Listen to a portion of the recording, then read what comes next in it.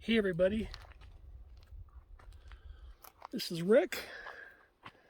This is, I think, video 3 of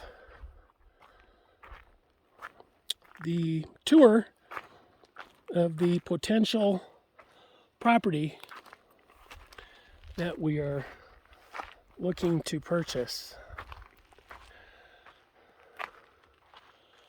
This is the road, so you would go down, I think it's 1,700 foot of frontage. There's our neighbors that have the horses. Love those guys, super cool, super friendly. Hi neighbors, if you're watching this. So what I want to do here on this one really specifically is more towards the experiential Airbnb. There's a, kind of tee this up, there's a wash that comes through here. Oh, you see all this rock. In a prior video, I was talking about the volcanic rock. This is a perfect example right here. It's just little babies.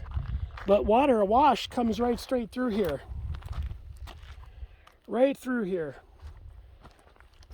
And what we want to do is capture this, capitalize on this. Like, this is right on the property line.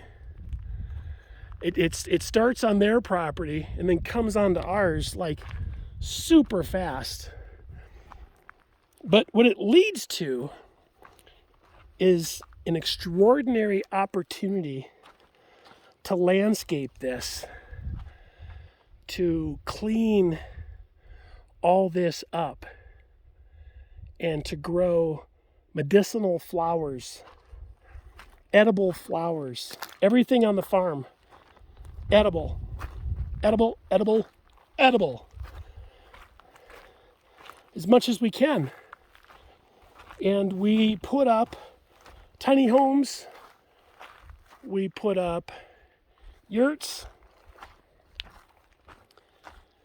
We put up cabins for employees, workers. But look at this. At some point in time, oh, it's starting to rain. This is filled with water, and a lot of it. You can see here, here's the property line. Here's the fence.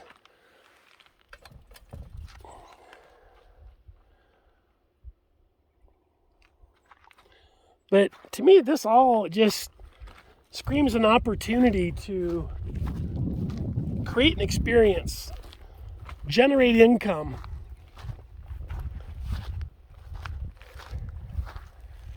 have a place for people to stay. Okay, here's that fence line we just saw. So this splits our property. Our current property, our potential new property. Let's just put it out in the universe. I'm buying this property. Okay, back to regular scheduled programming. It has to work out, guys. You know that. You've got to do your due diligence. You have to have a good price. You have to be able to have a good return, like from an investment standpoint. Or, in this case, it's kind of dual purpose. I mean, this is a long-term hold for us. We wouldn't just buy this to fix it up or sell it. We wouldn't buy this to, just hang on to it and sell it and spec it. So, again, we're just on the other side of the property line. There's the fence. You can just see the wire right there.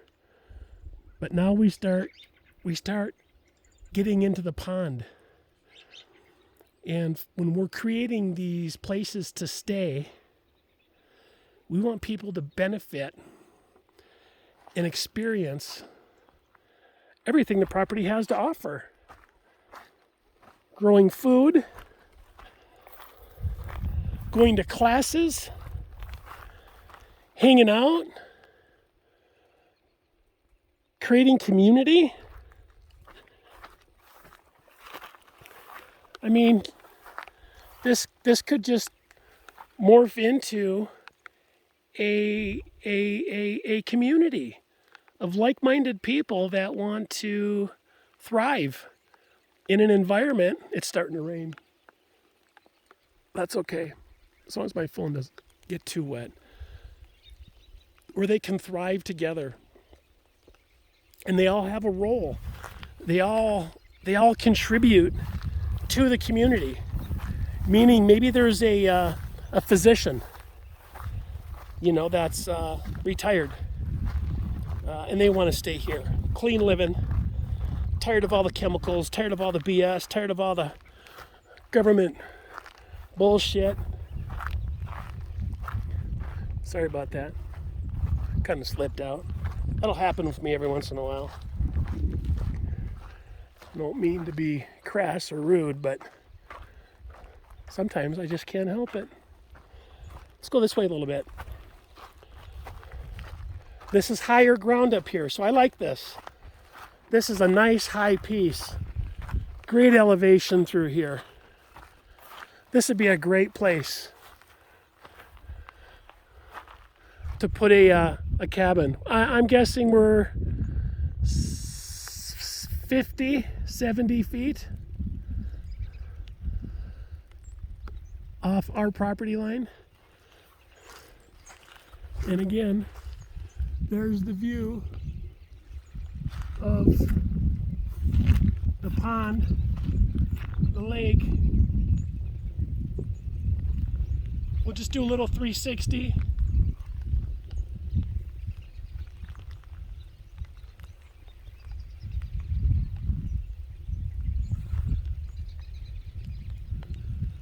I'm back to the pond. I don't know, so far it seems pretty cool. Let's walk down this way a little bit. Oh yeah, okay. So we're, probably 70 feet. Let me turn this around. 70 feet off the property line. We'll go to scale. Again, really nice view. There's many views that by adding to the square footage of our footprint, coming this way, going back, creates a lot of opportunity for really amazing growth. You can, like I said, you can put the tiny homes in there, Airbnb experiences in there. It allows us to increase our growing our footprint, greenhouses, storage, buildings for animals, indoor growing, vertical growing. I like this property. And again, it comes down to timing. It comes down to what the seller wants to list it for, and looking at our economic model to see if it really makes sense. It may come down to they might just list it high, and I let them know that, hey, listen, I'm interested, and if you get another offer to come in, call me, and I will choose at that point to participate. Based on what the market's showing, what finances are showing. Just an overall picture, big picture. Do we want to do this? Or I wait them out and I put my faith in God and say, God, if this is meant to be, here's the price range you're telling me, and I'm thinking between 40 and 50,000. If we can make that happen, that'd be great. And here's what would be even better: OPM, other people's money. What if I could get the seller to finance it for me? I get it for the price point I want. Now, the interest rate, typically in this arena, the interest rate's a little bit higher. If the average interest rate, let's just say is 7%, the market rate is 7%, a contract for deed, they might get 8.5%, they might get 9%. But is it worth it to a buyer to pay 9% to secure and double their footprint and then have like a 5 to 7 year balloon and just pay it off? That's what you can do. Or you just pay cash for it and go that route. It all depends on the buyer's ability and their resources to purchase a property. And there's cash, there's contract for deeds, There's land financing, which is typically a little bit tougher to get. You're going to have a fairly significant amount of money down, but you never know. Aunt, uncle, grandma, cousin, family members, they might borrow you money. But all I know is if you can make a land grab, do it.